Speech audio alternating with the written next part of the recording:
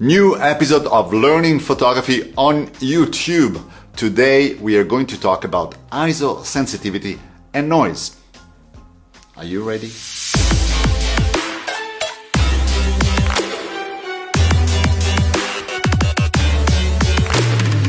Welcome to my channel and welcome to episode 5 of Learning Photography on YouTube. If you're here for the first time and you don't want to miss the next episodes of this photography course, it might be a good idea to subscribe. Before diving into the ISO, let's have a look to some of your images from the shutter speed assignment.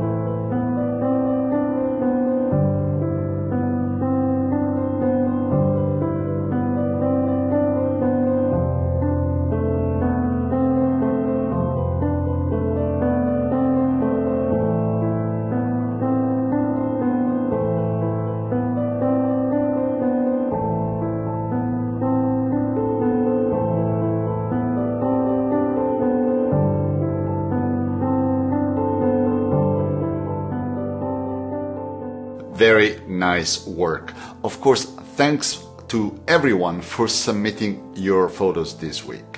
When I see that you are participating to these assignments, it makes me really happy, especially because I don't feel that I'm talking to myself in these videos, which is a good thing. Okay, let's go to work now. ISO. A few weeks ago, while talking about the exposure triangle, we spoke of the importance of light in photography and about controlling how much light gets exposed to the sensor in our cameras. We mentioned how ISO with aperture and shutter speed lets you control how much light enters the camera to create an image. And in the last two videos, we saw in details how aperture and shutter speed work, and at the same time, how we can also use these settings in a creative way in our photography, in particular controlling the depth of field with the aperture and capturing motion with the shutter speed.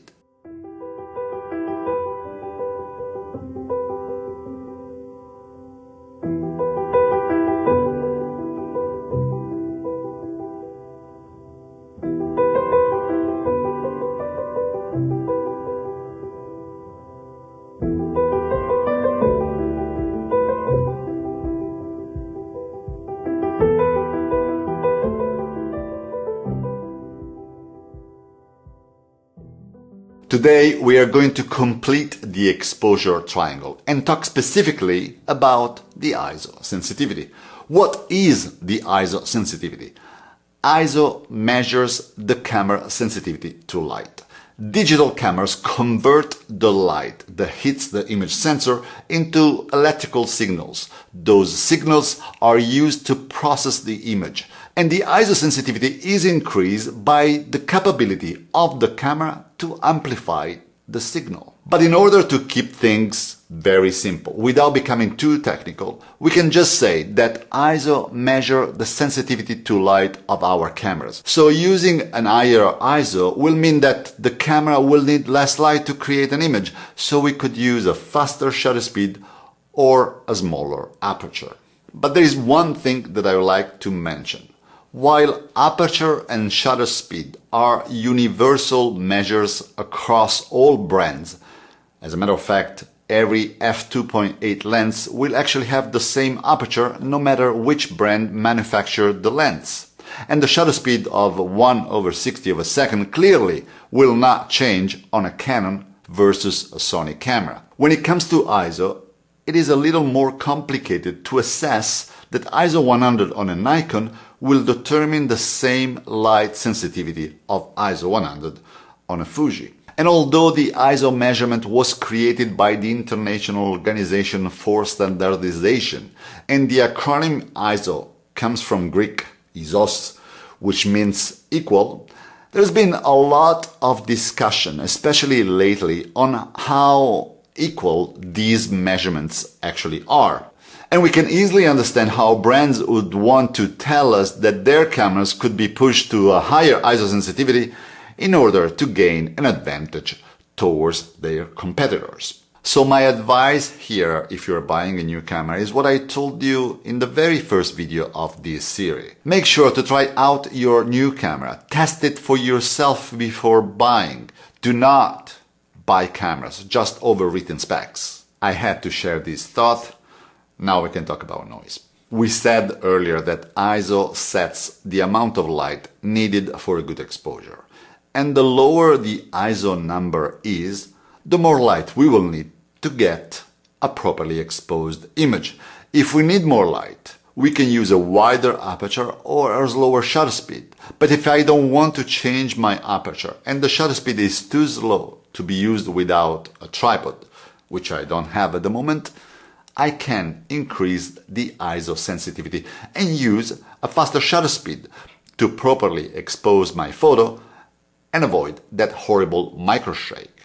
This is all good, but, of course there's a but.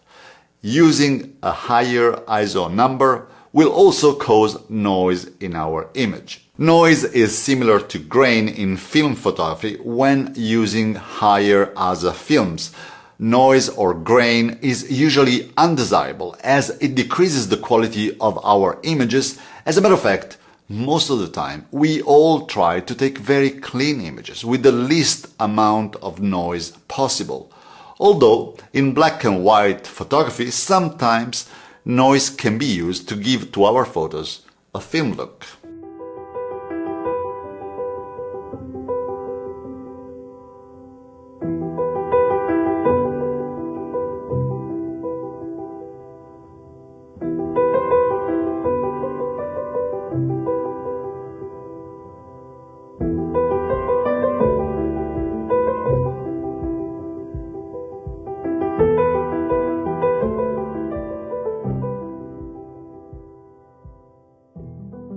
The size of the pixels of the sensor of our digital cameras is also a factor when it comes to noise.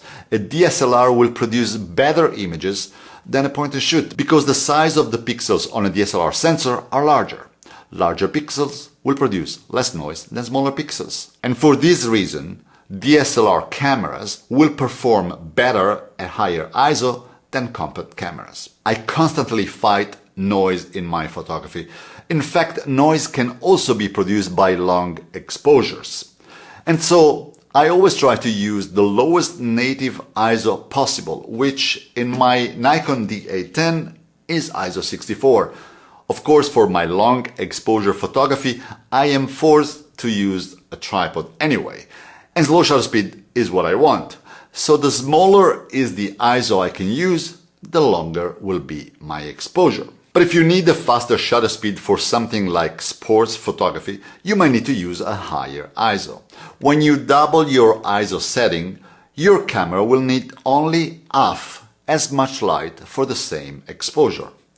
Let's say you have a shutter speed of 1/500 at ISO 100, and you want to freeze an action during a sport event. Increasing your ISO sensitivity to 200 will allow you to change your shutter speed to 1/1000 and keep the same exposure. So it is very important to understand when to use higher ISO or when to keep your ISO as low as possible. Let me know in the comments below if you have more questions or doubts about this topic. I will be happy to try to answer them all. And we are done for today. The 5th episode of Learning Photography on YouTube is over. In the next video, we will talk about a very interesting subject, the histogram. I hope you enjoyed this video and I hope you learned something new today. If you want to help me to let YouTube know that this is a good content, hit the like button now. And if you want to see more videos like this, consider to subscribe.